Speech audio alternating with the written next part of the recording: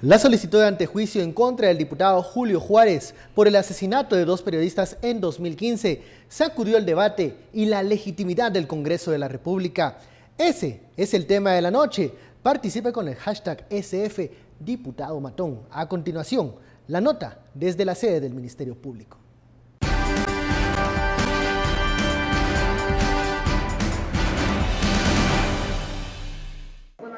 Detrás del asesinato de dos periodistas en Mazatenango, Suchitepeques, se presume se encuentra el diputado oficialista Julio Juárez. El Ministerio Público y la CICIG así lo determinaron. Concluimos la existencia de indicios razonables para considerar que Julio Juárez Ramírez es el presunto autor intelectual de la muerte del periodista Danilo Sapón López, hecho en el que también murió el periodista Salazar Jerónimo y resultó herido Tunches Ayala. Todo empezó por una disputa. Según la investigación, que cumple casi 2 años desde que se inició, el periodista Danilo Sapón López tenía afinidad política con el señor Eric López, quien aspiraba a ser el candidato a alcalde de Cuyotenango por el partido líder. Sin embargo, el ahora diputado Julio Juárez apoyaba la candidatura de la señora Débora Borrallo. Por este motivo, se inició un conflicto entre ambos. El 6 de marzo de 2015, el periodista Sapón López publicó en el medio de comunicación El Sur una nota en la que daba a conocer que el candidato a diputado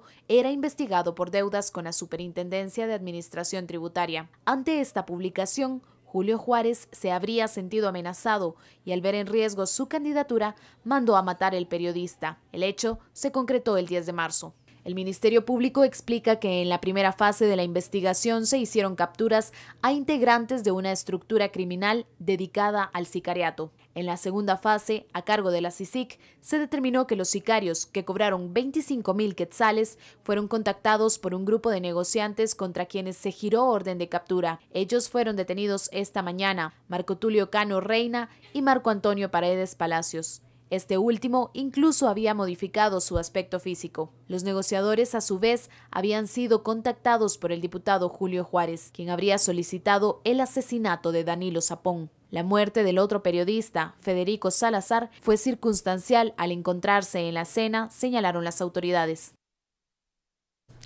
Bienvenidos a Sin Filtro, esta noche de jueves. Ya veía usted el reportaje, la nota completa de nuestra compañera Lourdes Hércules. Esta solicitud de antejuicio por parte del Ministerio Público y de la Comisión Internacional contra la Impunidad en Guatemala en contra de Julio Juárez, un diputado originalmente del partido líder que luego ingresó a las filas de FCN Nación. Se le señala de ser el autor intelectual de la muerte del periodista Danilo López y también la muerte del periodista Federico Salazar.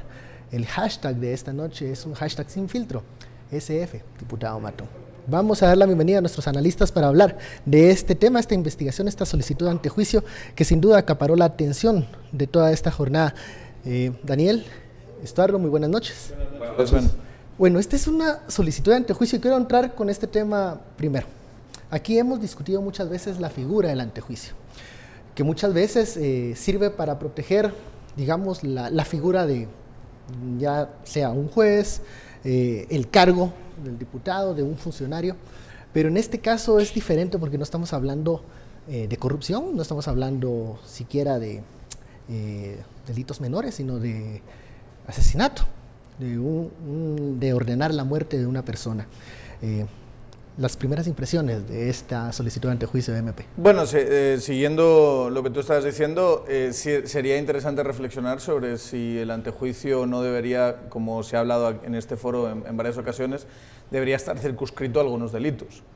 Y a otros, sinceramente, no. O sea, yo no me imagino al MP siendo capaz solo por politizar o solo para meter presión, que es una cosa... Vamos a hablar de eso más adelante, tenemos ahí las declaraciones. Más adelante, esas declaraciones absolutamente irresponsables del jefe de la bancada de FCN. No me los imagino solo haciendo eso o sea, presentando algo tan grave para hacer eso. Sería también muy responsable de parte de ellos y creo que sería muy arriesgado y digamos potencialmente fatal para la CICIG y el MP si fuese así. Y y creo que en este caso sí amerita que discutamos sobre ese hecho. O sea, antejuicio para el diputado presuntamente matón, yo diría en principio. ¿Debería haber o no antejuicio para este tipo de delito, Estuardo? ¿Para este tipo de señalamiento? Bueno, yo he sido muy claro en quitar el antejuicio porque tenemos el caso también de un diputado violador. Así es. Que fue protegido se acogió al antejuicio. Pero aquí hay para mí inicialmente 3 aspectos de esta nota. Primero, la vulnerabilidad de todos nuestros colegas periodistas en los niveles departamentales. Y yo no digo que nosotros no lo tengamos esa vulnerabilidad aquí. Pero es diferente. Pero es muy diferente, tal vez por nuestra presencia pública, tal vez por, no sé, hay una diferenciación muy grande. Yo que he trabajado muchísimo con colegas y conozco a muchísimos colegas en los departamentos, en otros departamentos. Guatemala también es un departamento, no le llamo interior porque si no esto sería exterior y esto no es exterior. Simple y sencillamente colegas en otros departamentos que no son, que donde no está la capital, que tienen, sea Quetzaltenango, sea Cobán o sea Suchitepeques, en este caso Mazatenango, que tienen una vulnerabilidad muy grande. Segundo, también esa vulnerabilidad también está producida por el desempeño que tienen y cómo se vuelven en cierto momento también muy atractivos para los candidatos locales, para los caciques locales, sea candidatos a diputados, candidatos a alcaldes, y se convierte en una relación. En este caso, la CICIG sí fue muy clara en decir que había una afinidad política, lo que es la palabra que utiliza el comisionado. Ese es un segundo punto. Y que tenemos que tratar. Y tercero, nos dice mucho también de la calidad de diputados que tenemos en el Congreso de la República. Y la nota, como presentamos, la nota que al final se publicó fue una nota con relación a cuestiones puramente fiscales que pudieron haber detenido la candidatura de este ahora diputado pues imputado. Todavía presuntamente autor intelectual de la muerte. Pero también refleja mucho sobre los grupos que existen, sobre todo Mazatenango. Este no es el primer grupo que se localiza y que se detiene y que todavía hay algunos que no han sido capturados en Mazatenango. Recientemente se detuvo a la banda de los Oaxaca.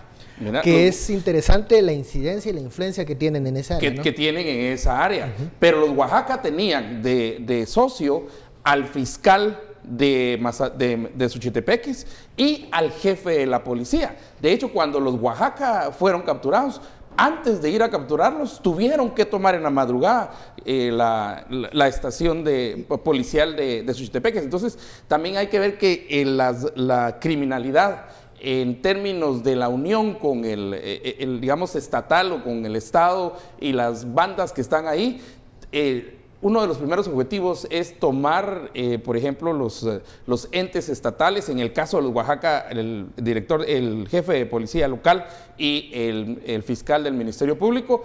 En este caso, obviamente, en una contienda política. Y ahí se explica cómo este hecho se realiza a mediodía en el parque central de la cabecera municipal, totalmente, digamos, garantizada esa impunidad, porque tenían a todos los que tenían que tener, digamos, para poderse cubrir las espaldas. Sí, te habla mucho de las dinámicas de política local donde tienes esta clase de personajes y está clarísimo, y yo estoy totalmente de acuerdo con lo que está diciendo Estuardo de la desprotección que tiene el periodista. Incluso la politización del periodista puede ser entendida como una forma de desprotección.